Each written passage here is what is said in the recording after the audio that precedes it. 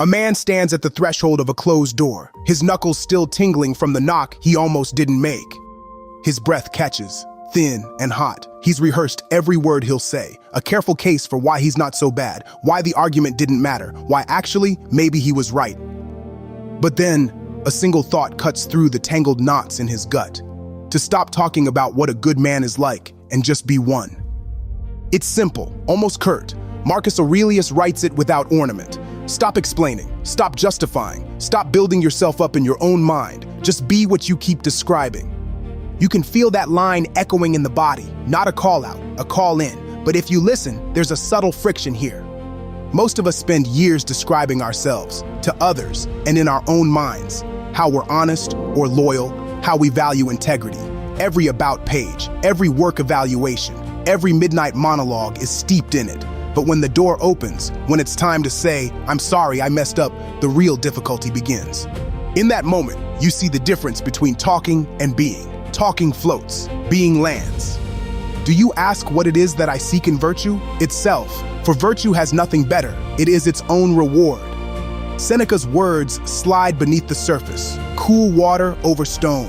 He's drawing a line between the external world's idea of reward and the quiet, lasting sense of rightness that comes from acting with integrity. Virtue isn't a means to the approval of others. It's not leverage. If you say sorry just to end an argument or apologize as a way to manipulate someone into forgiving you, the reward you seek is comfort, not character. But when you apologize because it mends the invisible fibers of trust, because it's right, something inside you realigns. You're at home in yourself again. That feeling, as Seneca says, is the point. Try it, and you'll notice. An apology with integrity gives nothing back but itself, and somehow, that's enough. On no occasion call yourself a philosopher, and do not speak much among the uninstructed about philosophical principles, but do what follows from your principles. For example, at a banquet, don't say how one ought to eat, but eat as you ought. Epictetus, once a slave, never was interested in branding. He warns, don't announce your values, live them. Don't advertise what you believe is right, practice it quietly. Picture the apology in everyday life. You don't need to declare, I'm the kind of person who always admits when he's wrong. You don't need to recite wisdom. You walk in, shoulders open, voice low, and you say what needs saying, nothing more. People recognize integrity at a glance. They feel the truth before they hear it. And it's contagious. When you act this way, you give silent permission for others to live by the same standard. No philosophy degrees required. Never regard something as doing you good if it makes you betray a trust, or lose your sense of shame, or makes you show hatred, suspicion, ill will, or hypocrisy, or a desire for things best done behind closed doors. Here is Marcus Aurelius, writing by candlelight, obsessed with inner accountability.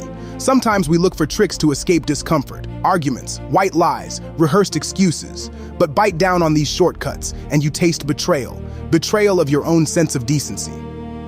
Regard nothing as beneficial if it makes you twist the truth. How often does pride convince us that it's better to defend ourselves or to double down than to simply admit fault? How quickly does shame bloom when we dodge the hard work of facing ourselves? If you apologize just to keep the peace, if you smooth things over while twisting inside, covering the truth with fragile justifications, Marcus names what you feel: ill will, hypocrisy, a shadow of yourself in the dark.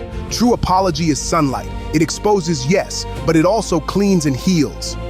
The soul has its own principles of growth. It creates its own wealth. It is not by flesh and bone that we measure virtue, but by honesty and integrity of character.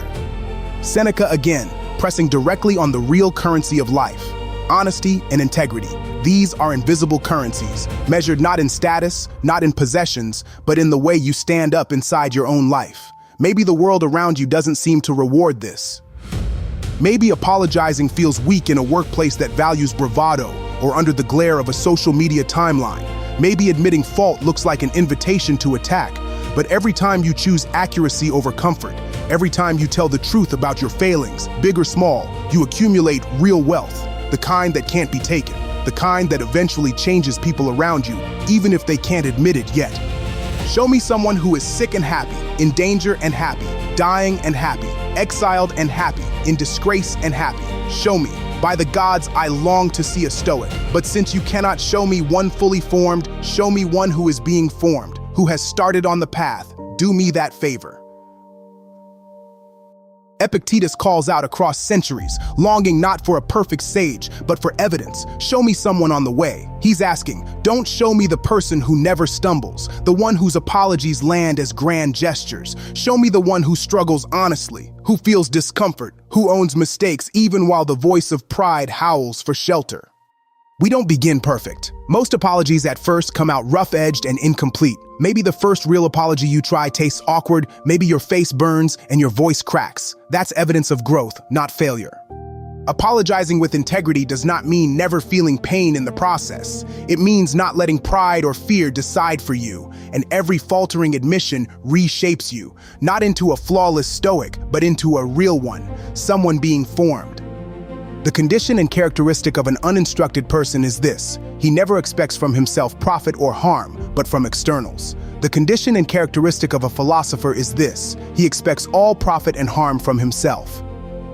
Now, the final turn. Epictetus draws a line between two kinds of people: the one living entirely by external feedback, and the one who expects accountability, satisfaction, even pain from within.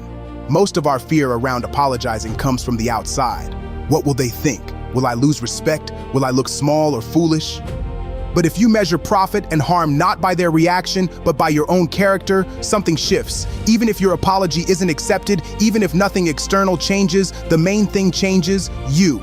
Your regret gets digested, metabolized into self-respect. You are no longer powerless, yanked about by circumstances or reputation. The profit or the loss lies inside.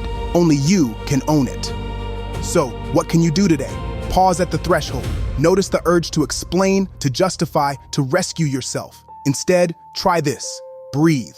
Consider what integrity, simple, humble, would sound like. And then, in words or in action, step across. Say, I was wrong. I didn't show up as I wish I would. I see how that hurt. Expect nothing in return. Stand steady in the discomfort if you must. Practice until your apology doesn't sound rehearsed, until it fits quietly like a stone smoothed down by time. A real apology isn't about fixing everything or restoring every relationship. It's about your own growth, your own peace. Every stumble is a bit of progress on the long road from talking about good men and women to actually becoming them. And there's power in that kind of quiet courage. If this spoke to you, the journey continues. More voices, more ancient truths, ready when you are.